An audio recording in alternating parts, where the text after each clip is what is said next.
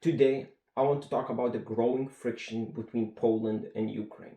I will be using Jeffrey A. Winter's definition of oligarchy, the conversion of concentrated wealth into political power. I strongly recommend reading his work on the subject. For shorter and more accessible introduction, Jory Harris also has a good video explaining the broader concept. So how does wealth translating into power connect to the tensions we are now seeing between Poland and Ukraine? The event I'm referring to is Ukrainian President Volodymyr Zelensky sending the Order of the White Eagle back to Kirill Navrovsky.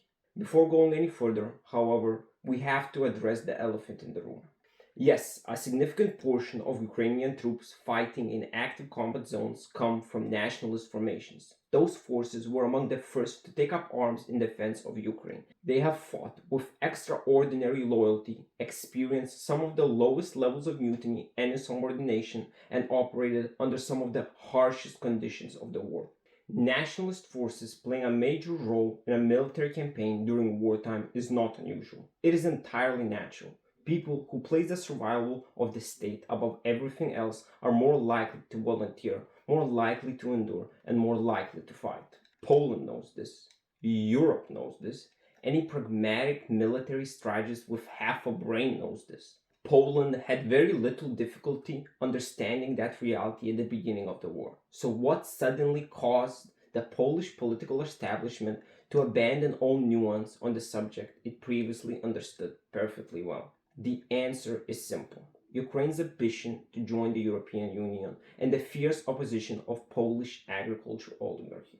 It is no coincidence that Poland chose this moment to escalate the issue, just as Lithuania prepares to take over presidency of the Council of the European Union. The oligarchs are afraid that meaningful progress on Ukrainian accession may actually be made, and a meaningful progress would be extremely damaging to Polish agricultural megacorporations and the oligarchs who control them.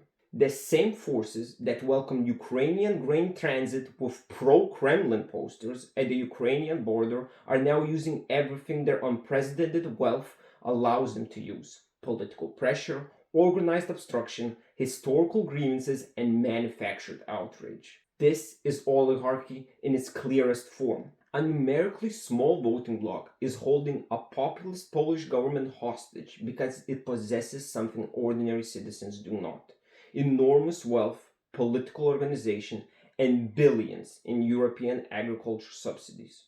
European money is financing the very oligarchs now dictating Polish foreign policy. Kremlin aligned agricultural interests are being empowered by European taxpayers to force Poland into a position that directly contradicts Poland's own national strategic interests. And that is the obscenity at the center of this entire conflict. Poland is allowing oligarchic wealth to turn a dispute over agricultural profits into foreign policy crisis, with a country fighting for its survival.